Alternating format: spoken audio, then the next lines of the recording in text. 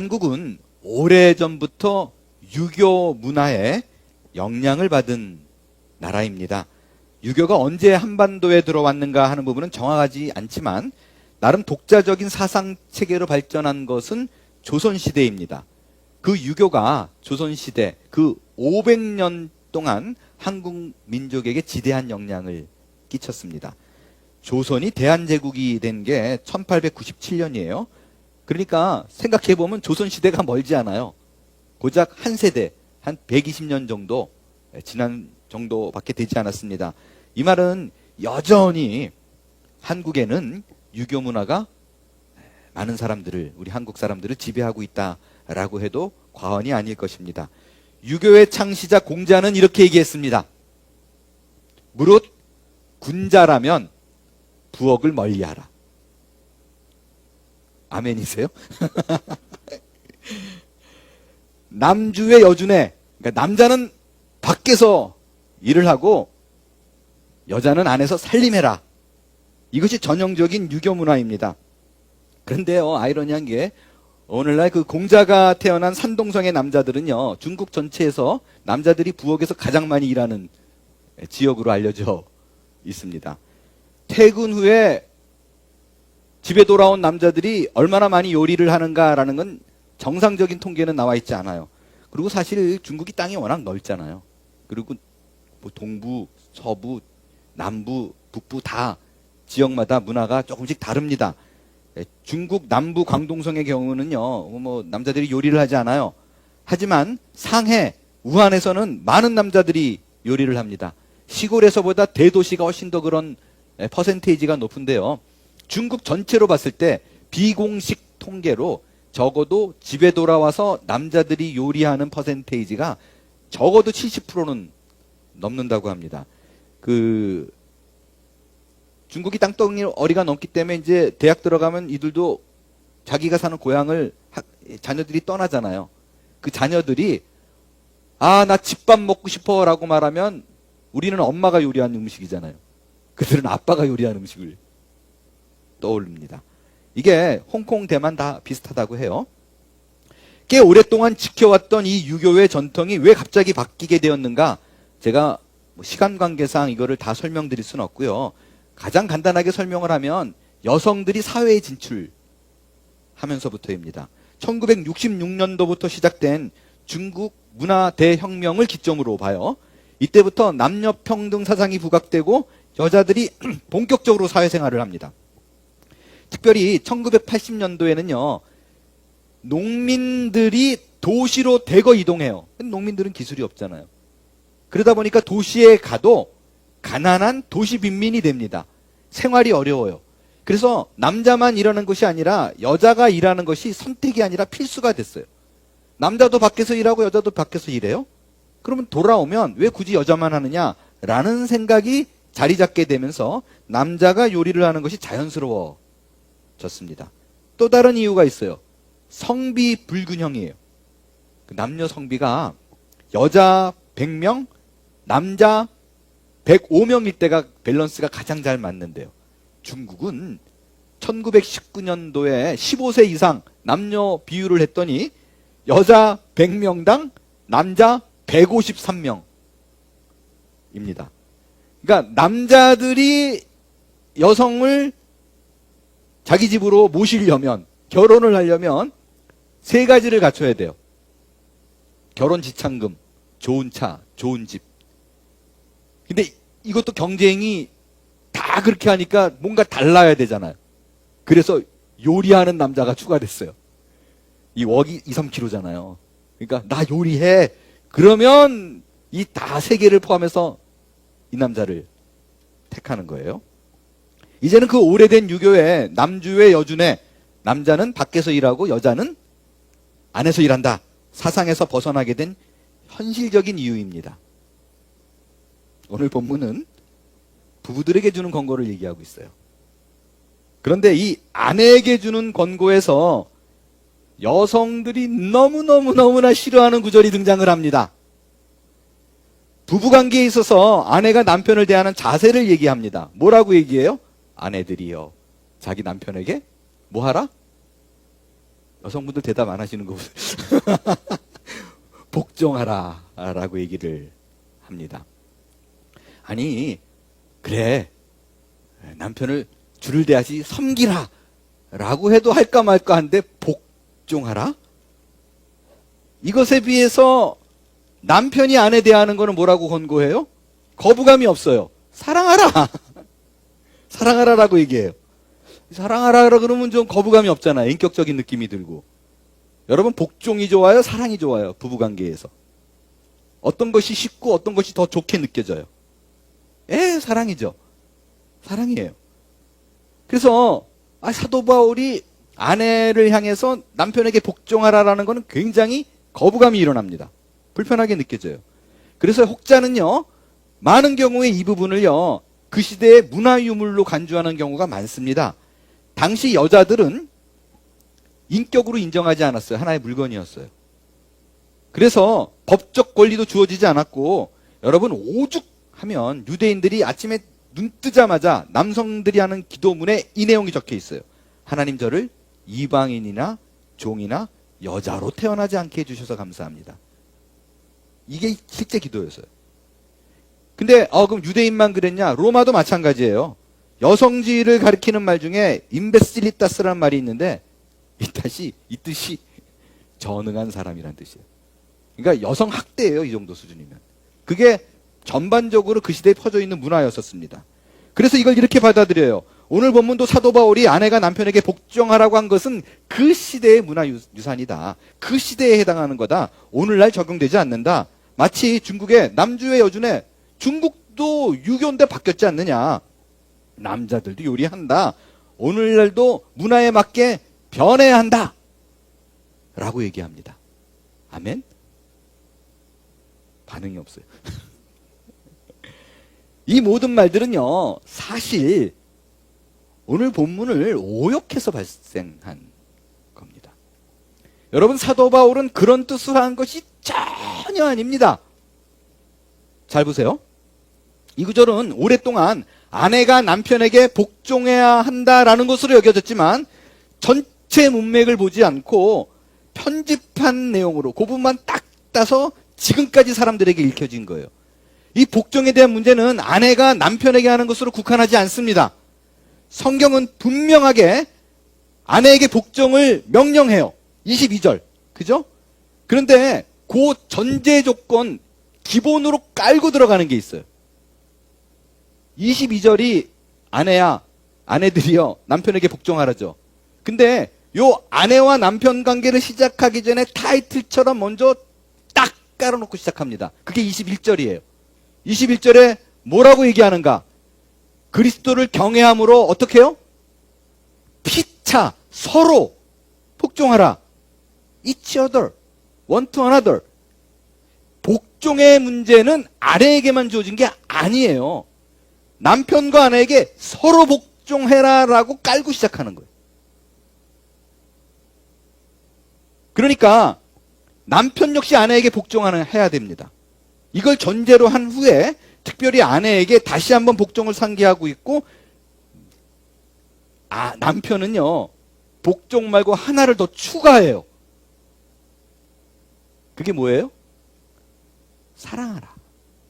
입니다.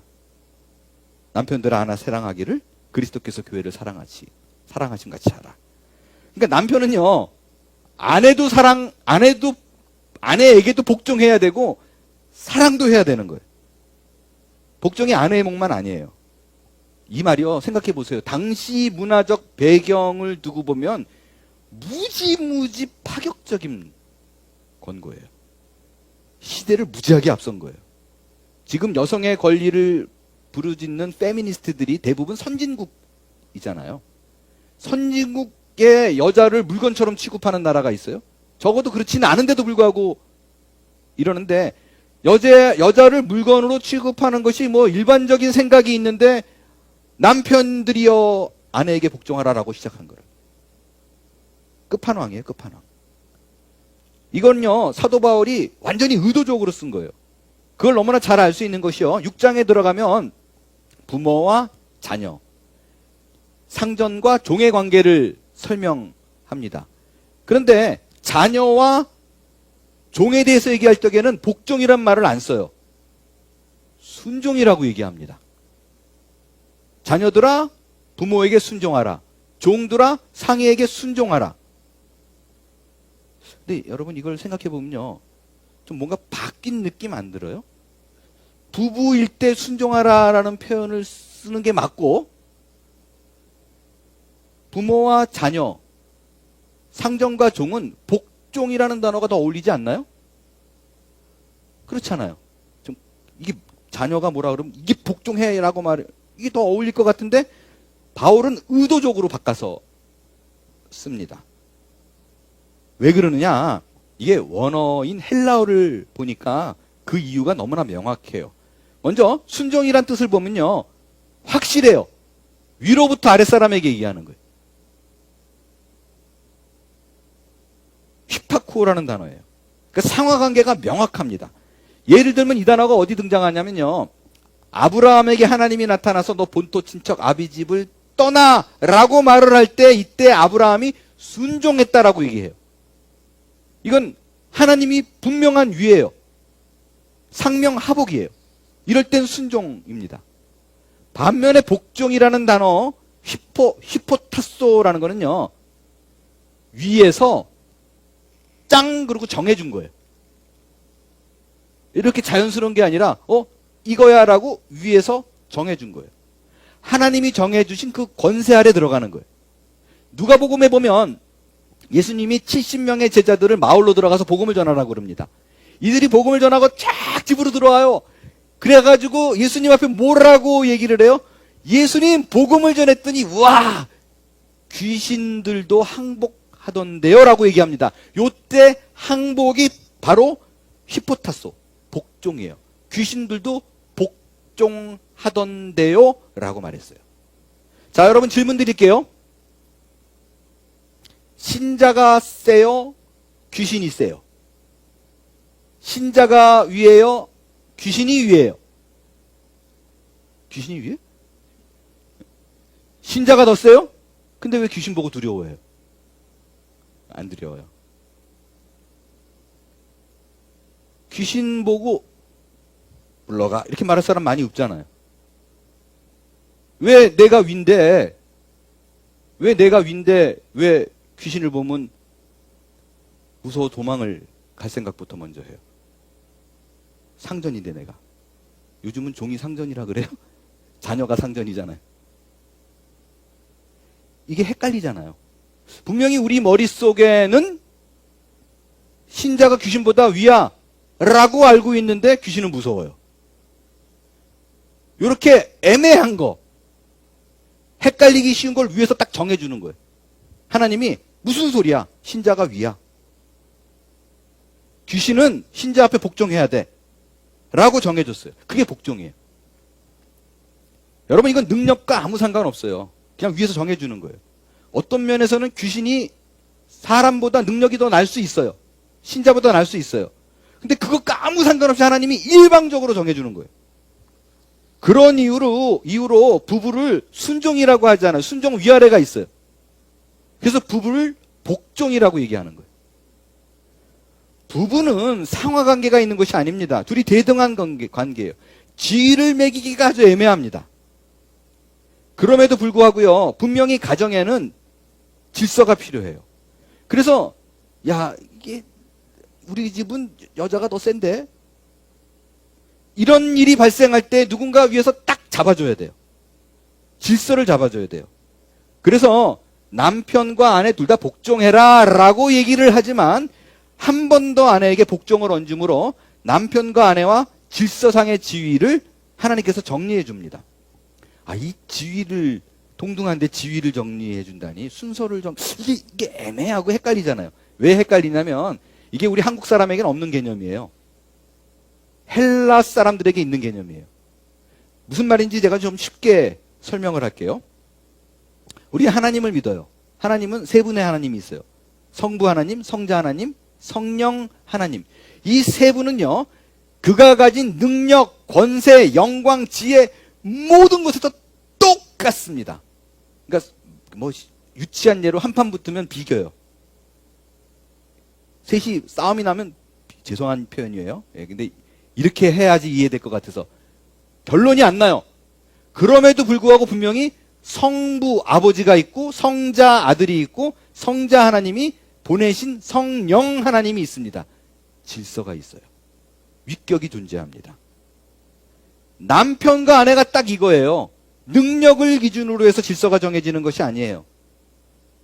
능력이 아닌 게 어떤 가정들, 많은 가정들이 아내가 남편보다 훨씬 능력이 뛰어난 가정도 많이 있어요.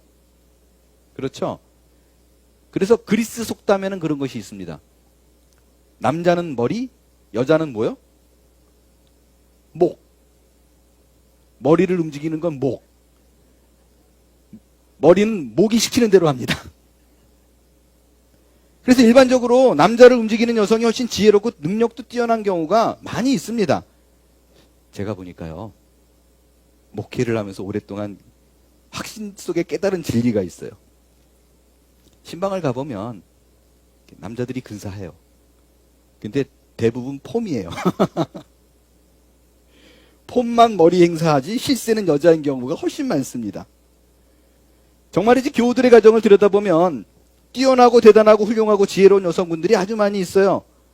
하지만 가정에서 하나님은 그 능력으로 질서 삼지 않았어요.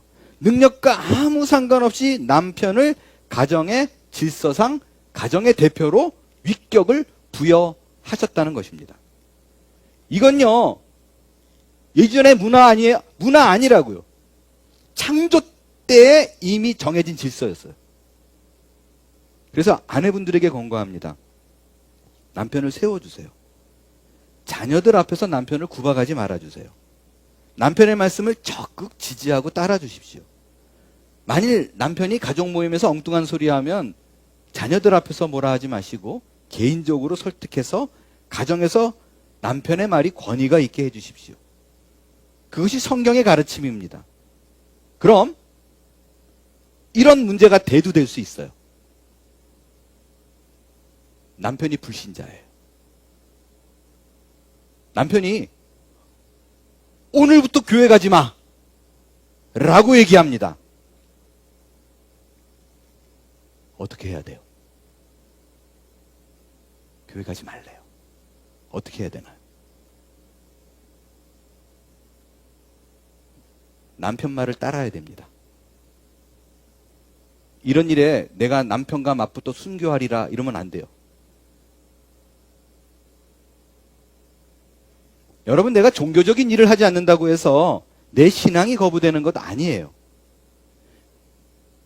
집에서 온라인 예배를 드리세요. 하지만 남편 몰래 해야 됩니다.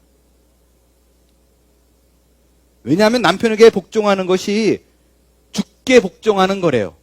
이것이 실생활에서 내가 주께 복종한다라는 내 신앙을 가장 잘 드러내는 표현이라고 얘기합니다. 예수님은 하나님의 계명을 두 가지로 딱 요약했어요. 하나님의 사랑, 이웃사랑이에요. 즉 내가 하나님을 정말로 사랑해요, 하나님 아세요라고 내가 주를 사랑할 수 있는 최고의 표현은 나 아닌 다른 이를 사랑하는 걸 보여주는 것으로 내가 하나님 이토록 당신을 사랑합니다라고 보여달라는 거예요. 그거 외에는 방법이 없습니다. 그게 실제적인 표현이에요. 하나님을 사랑하세요? 나 아닌 누군가를 가슴에 품는 거예요. 그를 안는 거예요. 그를 인정하는 거라고요. 이것이 우리 믿는 아내분들에게 주어진 하나님의 명령임을 기억하시고 남편의 길을 살리고 세워주는 것으로 하나님의 사랑을, 여러분의 하나님에 대한 마음을 표현할 수 있게 되기를 바랍니다. 이번에는 바울이 남편에게 주는 권고를 살펴볼게요. 말씀드린 대로요, 바울은 아내와 남편 둘 다에게 복종하라고 얘기를 했어요. 그러니까 남편은요, 아내가 감당해야 될 거 다 해야 돼요. 지금 드린 거. 그러니까 배우자를 세워줘야 되고 인정하고 기살리는 일은 남편이 해야 되는 거예요. 거기에 애드하는 거예요. 지금까지 드린 얘기는 아내만 아니에요. 둘 다에게 해당한 거였어요. 근데 거기에 한 가지를 더 추가해요. 뭐를 추가했다고요? 아내 사랑. 아내 사랑이에요. 남편들은 아내 사랑하기를 그리스도께서 교회를 사랑하시고, 아내 사랑이에요. 근데 여러분, 여기서 아내를 사랑해라 라고 말한 권고가 여러분이 생각하는 그런 사랑 아니에요. 일반적인 의미의 국어사전적 정의되어 있는 사랑을 말해볼게요. 표준 국어 대사전은 이렇게 얘기합니다. 대부분 쫙 정의가 있는데 예외 없어요. 그 사랑에 대한 정의가 마음과 일로 연관이 되어 있습니다. 그러니까 이런 거예요. 어떤 사람 또는 존재를 몹시 아끼고 귀중히 여기는 마음 또는 그런 일. 그리워하거나 좋아하는 마음, 그런 일. 이해하고 돕는 마음, 혹은 그런 일. 다 이렇게 되어 있어요. 근데 여러분, 이 세상의 정의는 굉장히 문제가 있어요. 왜냐하면 이 마음은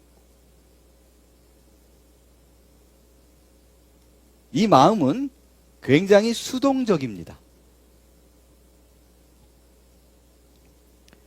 마음이 수동적이란 말이 뭐냐면요, 내 마음 내 마음대로 안 된다는 거예요. 내가 뜻하는 대로, 결심한 대로 안 돼요. 어제 제가 읽은 글 중에 이런 글이 있었어요. 어떤 여자분이 연애를 시작했는데 남자가 너무 좋은 거예요. 리스펙더블. 와, 내가 이 사람은 정말 평생을 두고 사랑할 수 있겠다라고 생각해서 이렇게 아내에게 보여주고 싶었어요. 아니, 제가 지금 로스트했어요. 남자친구를 사귀어서 엄마에게 보여주고 싶었어요. 엄마에게 보여주고 싶어서 엄마에게 요청합니다. 엄마, 내가 오늘 저녁에 남자친구를 데리고 오니까 맛있는 거 해줘. 엄마가 또 남자친구 보고 싶은 마음에 오케이, 그러고 집에 데려오라 그랬어요. 남자친구가 여자 엄마를 만나기 위해서 딱 갔더니 엄마가 그냥 상가득이 음식을 차린 거예요. 근데 이 남자가 그걸 보고 뭐라 그랬냐면, 아유, 어머님 감사합니다. 진수 만찬을 차렸네요. 라고 얘기했대요. 진수성찬이 아니라 진수 만찬. 근데 이 남자가 진수 만찬이라는 얘기를 딱 듣고 나서요, 정이 똑 떨어지더래요. 알고 보니까 되게 무식하구나. 사람 마음이 데리고 들어올 때까지만 해도 뛰었는데 무식한 거 하나 발견하니까 정이 똑 떨어져서 집에 나가고 그 뒤로 안 만났대요. 여러분, 이게 사람 마음이에요. 이 마음은 정말 믿을 게 못 됩니다. 특별히 사랑에 있어서 그래요. 여러분, 우리가 남녀 간에 사랑에 빠졌을 때를 한번 생각해 볼게요. 너무 오래돼가지고 기억이 잘 안 나시는 분도 계시겠지만 그래서 한번 쥐어짜서 한번 생각해 보자고요. 연애 초기에 막 일어나는 감정이 뭐예요? 두근거림이에요. 목소리만 들어도 심장이 뛰고 눈 마주쳐도 얼굴이 빨개지고 이런 경험을 합니다. 여러분, 이런 현상이 왜 일어나냐면요, 얼굴이 빨개지고 흥분되고 이런 게 여러분 호르몬 장난인 거 아세요?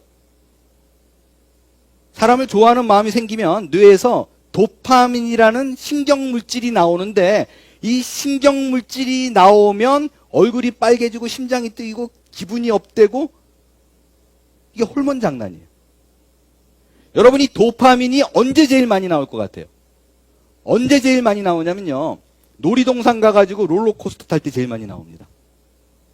그래서 연애 전문가들은 연애 어느 장소가 좋아요? 그럼 무조건 놀이동산 가라 그래요.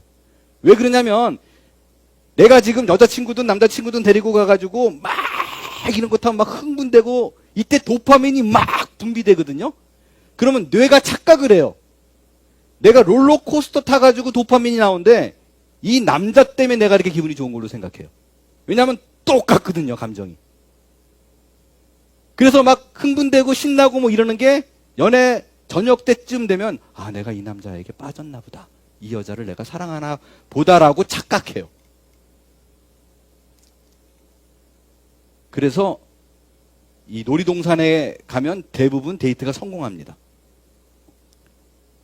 근데 이게 뭘 의미하냐, 여러분, 사랑이란 이런 감정적으로 규정해서 이걸 믿고 내가 이것을 쟁취하고 이것을 사랑하겠다 이런 마음을 갖겠다 결심하면 오래 안 가요. 왜냐면요, 내 머릿속에 나오는 누군가를 만났을 때 나오는 이 도파민이 오래 안 가요. 유효기간이 있어요. 짧게는 3개월이고 길면 3년이에요. 그래서 도파민이 분출되면 여러분 어떤 일이 벌어지겠어요? 맨날 누굴 만날 때마다 막 흥분하고 떨리고 막 이러면 몸이 망가져요. 심장이 뛰고. 여러분 그 결혼했는데 10년 됐는데 아내가 음식 준비하다가 남편이 이제 전화 와가지고 나 들어가 그러면 그때부터 남편을 보는구나 막 흥분되고, 남편이 여보 나왔어 그러면 막 눈독듯이 녹고, 이렇게 10년 되면 그 몸이 나만 아겠어요? 이 몸이 정상이 안 돼요. 그래서 이거를 억제해주는 호르몬이 나옵니다. 가바라는 호르몬이에요. 이거를 꾹꾹 눌러줘요. 왜? 건강을 찾으라고.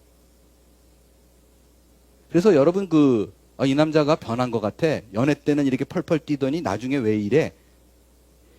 그거는요, 이제 이 남자가 정상으로 돌아온 거예요. 그 펄펄 튈 때가 미친 거였어요. 그때가 비정상이고 캄해진 게 정상입니다. 그래서요, 성경은 남편 보고 아내를 사랑하라고 하면서 이런 감정적인 방법으로 사랑하라고 얘기하지 않아요. 마음이 기준이 아니에요. 성경은 마음을 기준으로 하지 않습니다. 어떻게 사랑하라고요? 그리스도께서 교회를 사랑하듯이 사랑하래요. 이 말이 무슨 말이냐? 너 아내를 위해서 죽어, 이거예요.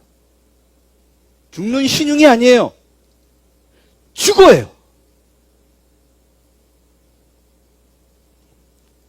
이걸 보고 은혜 받는 분이 또 계실 거예요. 그리스도께서 생각해보니까 나를 사랑해서 돌아가셨네. 나를 그렇게 뜨거운 마음과 뜨거운 정열과 열정으로 나를 사랑하신 거 아니라고요. 여러분 그 마음이 아니었어요. 어떻게 알아요? 겟세마네 동산에서 예수님이 어떻게 했어요? 여러분 십자가를 지고 싶어서 예수님이 진 게 아니었어요. 내가 내 양들을 생각하니까 가슴이 뜨거워서 내가 기꺼이 죽을 수 있어로 뛰어든 게 아니었다고요. 도망가고 싶었어요. 두렵고 떨리고 무서워했어요. 땀이 피가 되도록 주님 내가 이것을 벗어나고 싶어요. 나 하기 싫어였다고요. 하나님은 전지하는 분이잖아요. 능력 있는 분인데 왜 이거 하나 못 지나가게 해줘요? 이거 안 할 수도 있잖아요. 제발 좀 하게 해줘요. 지나가게 해줘요. 라고 했다고요. 살려달라는 거예요. 예수님은 십자가 지고 싶어서 진 거 아니에요. 피하고 싶어서. 이게 팩트입니다. 그러나 결국에는 갈보리 산에 올라 그 십자가를, 그 무섭고 두려운 십자가를 감당합니다. 여러분 이게 사랑이라고요. 하고 싶어서 하는 게 아니에요. 마음에 우러나와야지 사랑이다. 이거 아니라고요. 해야 하니까 하는 거예요. 아버지의 뜻이니까 하는 게 사랑이에요. 그 뜻을 이루기 위하여 내 목숨까지 나가는 게 그게 기독교 사랑이라고요.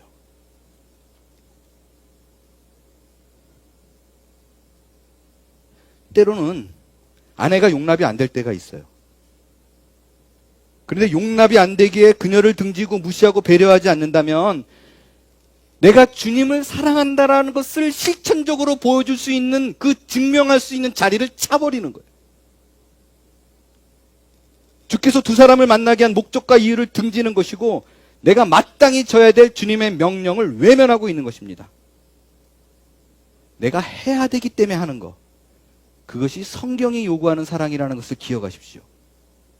그 생각, 그 마음, 그 정신으로 아내를 품을 수 있게 되기를 바랍니다. 제가 1부 때 이 설교를 하는데 계속해서 레이저가 막 꽂히더라고요.